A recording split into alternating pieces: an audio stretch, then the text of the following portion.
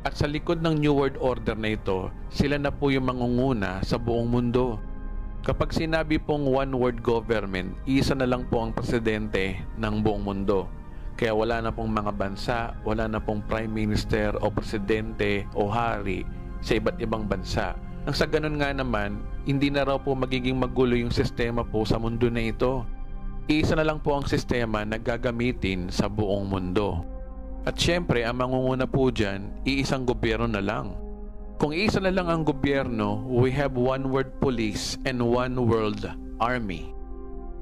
Ngayon, dahil sa pinagdadaanan nating mga krisis tulad ng pandemya, giyera sa Ukraine, climate change, pagbagsak ng mga ekonomiya sa ibang bansa, at iba pang problemang pandaigdigan, dahil dyan, ito daw pong New World Order na ito, may sasakatuparan na raw po ito sa lalong mas madaling panahon.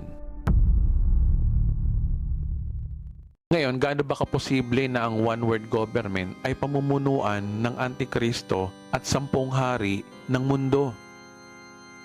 Isa pang conspiracy theory na aking natuklasan ay tungkol kung paano mangyayari yung 10 sungay sa pangunguna ng Antikristo. Isa sa agenda ng New World Order na ito na pinangungunahan ng mga Western secret societies na para mas synchronize ang pagpapatakbo ng buong mundo, hatiin na lamang ang economic zone ng mundo sa 10 bioregions. Ang conspiracy nito ay aking nabasa sa librong The World Last Dictator, page 195. Nais ko mong ipakita ito sa inyo ngayon. Dito, mula page 195, ito po yung secret society na nais na gawing 10 bioregions na lang ang political, economic system natin. Ang sabi diyan, these two societies, so ito yung, kayo na lang po bumasa ng dalawang societies na to, no? Have already divided the planet into 10 administrative regions. Their plan is to choose 5 cities as world capitals and 1 city to be supreme capitals of the world. So ito yung list ng mga bioregions, no? So region number 1, the United States, Canada, and Mexico. Region number 2, Western Europe. Region number 3, yung Japan. Na region number 4, yung Australia at New Zealand. Region number 5, yung Eastern Europe. Region number 6, yung Latin America. Region number 7, Northern Africa and the Middle East. Region number 8, ang Main Africa. Region number 9, South and Southeast Asia, wherein dito po tayo. At region number 10, Central Asia. Sabi dito, no, the first 3 regions are known as the Trilateral Sphere and has been designated as the power center of the earth, economically, politically, and militarily.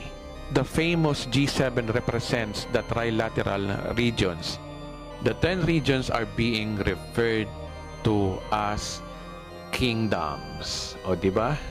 So, ayon sa sinasabi ng libro na yan, na ang secret societies na ito sa New World Order, kasama sa plano nilang hatiin ang boundaries ng mundo sa 10 bioregions. Nakakaintriga dito ay wala ng presidente ng bawat bansa, kundi pangungunahan na lang ng buong mundo yung 10 leader na ito. So sa listahan, hindi na po Pilipinas ang itatawag sa atin, kundi kasama na tayo sa Region 9, ang South and Southeast Asia. Sabi din sa libro na yan, ang una daw na 3 bioregions, which is yung Region 1, Region 2, Region 3, ay tinatawag na Trilateral Sphere. At yung 7 na region, which is the famous G7, ay nagre-represent daw sa Trilateral Regions. So medyo supreme itong 3 regions na ito kumpara sa 7 regions na natitira. Ngayon mga kapatid, hindi kaya ito yung 10 sungay na sinasabi ng propesiya ayon sa pag-aaral natin? Hindi kaya yung the first 3 regions ay yung binabanggit sa propesiya na ang isang sungay ay tumubo at 3 ang nabuwal? Kung titingnan ninyo, ang first 3 regions nito ay Region 1, United States, Canada at Mexico. Region 2 ay ang Western Europe, wherein andito yung Rome. Region 3, Japan. So nag-iisa lang ang Japan sa Region 3. So hindi kaya isa sa mga bansa na yan, diyan manggagaling ang Antikristo? Medyo kinakabahan ako sa Region 2, yung Western Europe. Di ba ang Roman Empire ay kasama sa Western Europe? Magkakaroon kaya ng revival of Roman Empire sa panahon natin? Kung totoo ang conspiracy na ito, mga kapatid, ibig sabihin, hindi alam ng mga secret societies na ito na yung New World Order na gusto nilang mangyari ay unti-unti nilang na-fulfill ang Bible prophecy. At kung totoo ang conspiracy na ito, malamang siya ang magiging Secretary General ng United Nations. Dadali niya ang mundo sa one-world totalitarian government. And speaking of Secretary General ng United Nations, ayon sa United Nations, ito current event na ito. Hindi na po ito conspiracy. Kung igugugulin nyo kung ilang taon manunungkulan ang United Secretary General, ito ay meron lamang 5 years. Pero ayon sa TASS.com, merong sinusulong ngayon ang United Nations na gawin ng 7 years ang maging haba ng panunungkulan ng isang UN Secretary General. Kung ito'y mangyayari, another fulfillment na naman ito ng prophecy na ayon sa Daniel chapter 9 verse 27 na ang Antikristo ay makikipagkasundo sa mamamayan ng Hudyo sa loob ng 7 taon. Kaya posibleng ang bagong halal na Antikristo bilang Secretary General ng United Nations, makikipag-treaty agad siya sa Israel na susuportahan ito sa loob ng 7 taon. Kaya pala 7 years ang treaty niya dahil yun lang ang haba ng kanyang panunungkulan bilang Secretary General. Dahil ang United Nations ay posibleng may kakayanan magpatupad ng one-world government. At posibleng dito magsimula ang Antikristo bilang Secretary General ng United Nations. Kung babasahin ulit natin ang Revelation chapter 6 verse 2, at nakita ko ang isang kabayong puti na nakasakay ay may hawak na pana, binigyan siya ng korona at siya'y umalis upang magpatuloy sa pananakop. Masasakop niya ang daigdig sa unang bugso ng 3.5 years. Lahat ng bansa ay magpapasakop sa kanya. Posibleng democratic form of government ang itatayo niya dahil ang pagsakop niya sa buong mundo ay diplomasya. Kaya nga siya nakasakay sa kabayong puti dahil ang puti ay sumisimbolo ng kapayapaan. Kapayapaan ang mensahe ng tatayong Antikristo sa loob ng unang 3.5 years.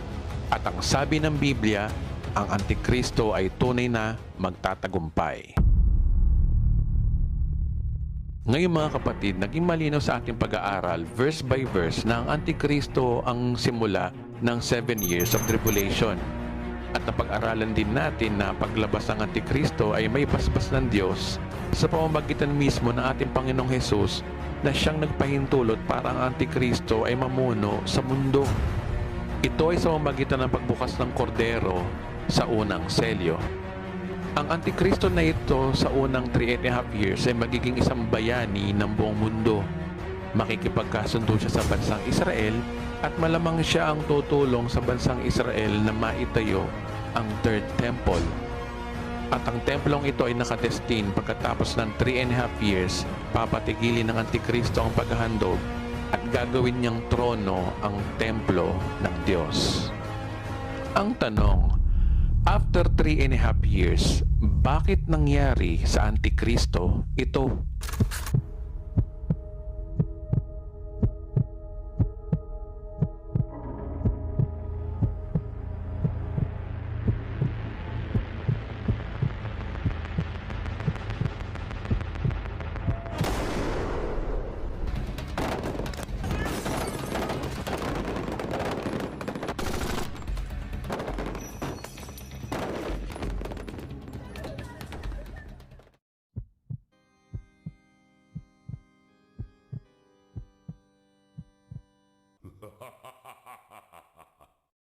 Abangan po natin yan